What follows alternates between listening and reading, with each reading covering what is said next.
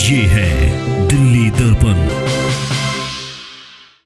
नमस्कार साथियों, भीम आर्मी के चीफ और आजाद समाज पार्टी के राष्ट्रीय अध्यक्ष चंद्रशेखर आजाद पर जो जानलेवा हमला हुआ, अस्पताल में भर्ती हुए और डिस्चार्ज होने के तुरंत बाद उन्होंने मीडिया के सामने उत्तर प्रदेश के मुख्यमंत्री योगी आदित्यनाथ के खिलाफ आग उगली और हमला बोला। मुख्यमंत्री के खिलाफ बोला, यदि कानून व्यवस्था नहीं संभल रही है तो इस्तीफा दे दें उत्तर प्रदेश के मुख्यमंत्री। और एक तरह से जिस तरह जो उनकी भाषा रही मीडिया में, ललकार दिया उत्तर प्रदेश के मुख्यमंत्री को। और जो नाराजगी है उनके समर्थकों में, उनके कार्यकर्ताओं में, उसका भी हवाला दिया कि शायद 3 जुलाई को सहारनपुर में महापंचायत रखी गई, ये चंद्रशेखर आजाद ने बोला। और उनके कार्यकर्ताओं ने ये बोला, जो इस मामले में हमलावर है उन पे अरेस्ट से नहीं लगता है तो 3 जुलाई को सहारनपुर में महापंचायत होगी और बड़ा संदेश दिया जाएगा। तो इस मामले में ये तो बात रही चंद्रशेखर आजाद के बयान की, चंद्रशेखर आजाद के ललकारने की, शासन के प्रशासन की। लेकिन चंद्रशेखर आजाद के मामले में एक क्षत्रिय आप अमेठी का पेज बना हुआ फेसबुक पर, उसमें जो पोस्ट डाली जा रही है, उसमें पोस्ट जो लोड हो रही है, वह पश्चिमी उत्तर प्रदेश का माहौल खराब कर रही है। चंद्रशेखर आजाद पर जो हमला हुआ देवबंद सहारनपुर में, उससे 3 से 4 दिन पहले इस फेसबुक से, जो क्षत्रिय आप अमेठी का फेसबुक पेज है, उससे एक पोस्ट जो है वो लोड होती है कि चंद्रशेखर रावण को मारेंगे तो अमेठी के ठाकुर, और दिन दहाड़े मारेंगे, वो भी बीच चौराहे पर।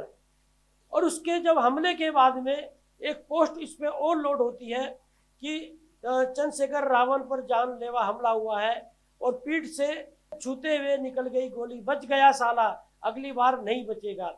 और इस तरह की पोस्ट लगातार उस पर जो है लोड हो रही है।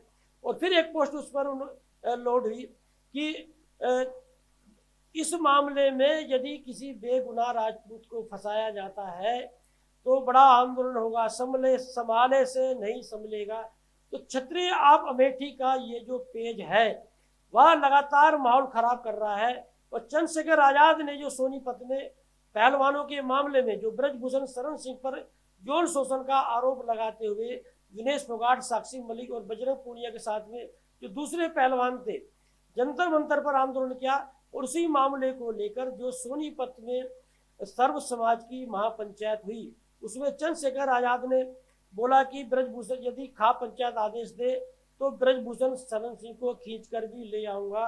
उसके जवाब में इसी पेज से पोस्ट हुई थी कि ब्रजभूषण शरण तो बहुत दूर की बात है, किसी राजपूत को हाथ लगाकर देखो, भूल जाओगे किस माँ से पैदा हुआ हूँ। मतलब इस पेज से लगातार माहौल खराब करने का प्रयास हो रहा है।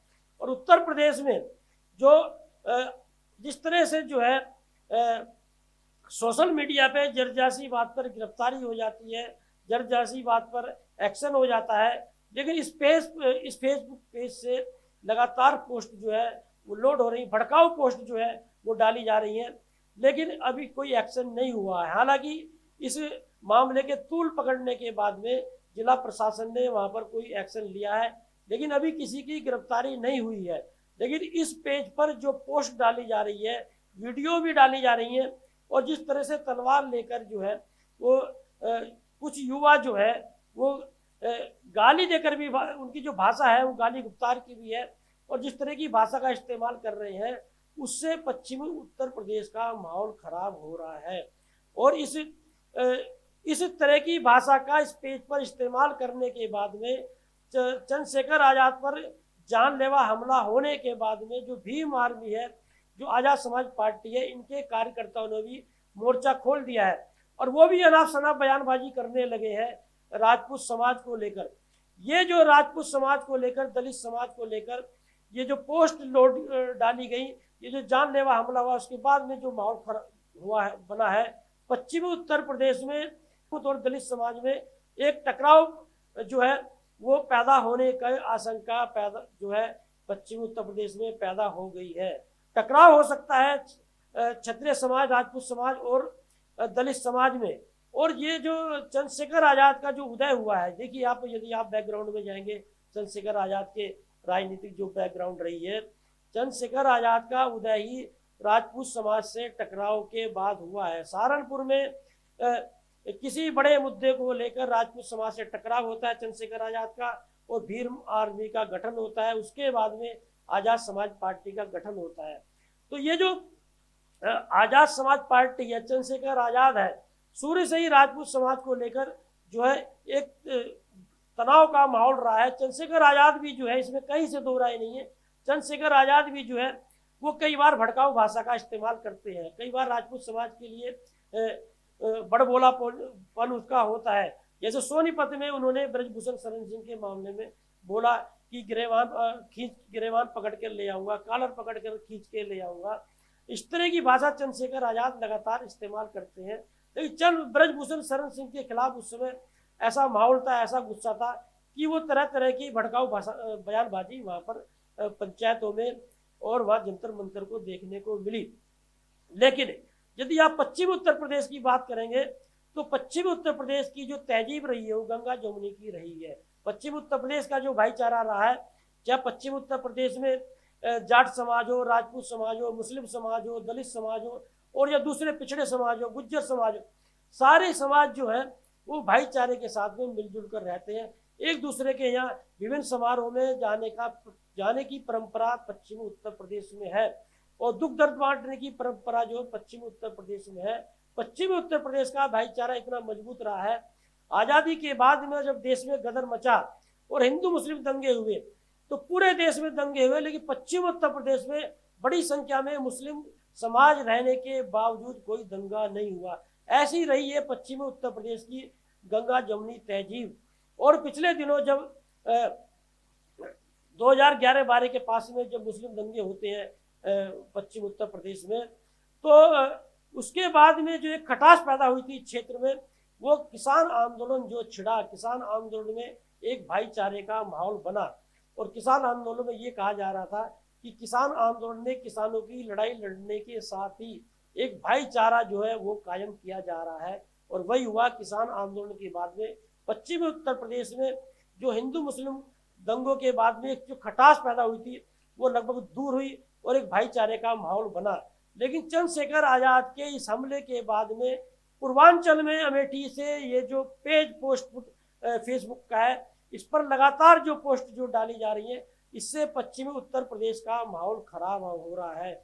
ऐसे में प्रश्न ये उठता है कि शासन प्रशासन ऐसे में क्या कर रहा है। यदि कहीं से कोई भड़काऊ पोस्ट डाली जा रही है और वो भी समाज को लेकर, वो भी ऐसे मामले में जहाँ पर राजपूत समाज और दलित समाज में लगातार टकराव पैदा होता रहा है और टकराव हो सकता है, ऐसे में ये प्रश्न उठता है कि 3 जुलाई को जो चंद्रशेखर आजाद के समर्थकों ने महापंचायत रखी है, क्या उस पंचायत में आजाद समाज पार्टी और भीम आर्मी के ही कार्यकर्ता रहेंगे, या यदि ये पंचायत बड़ा रूप लेती है, इस पंचायत में जैसे अखिलेश यादव ने चंद्रशेखर आजाद के हमले के बाद में ट्वीट किया, शिवपाल यादव ने ट्वीट किया, और उसके बाद में जो है ओवैसी ने ट्वीट किया, और जो है इधर संजय सिंह जो है आम आदमी पार्टी के, उन्होंने जो है आक्रामक भाषा का इस्तेमाल किया भारतीय जनता पार्टी पर।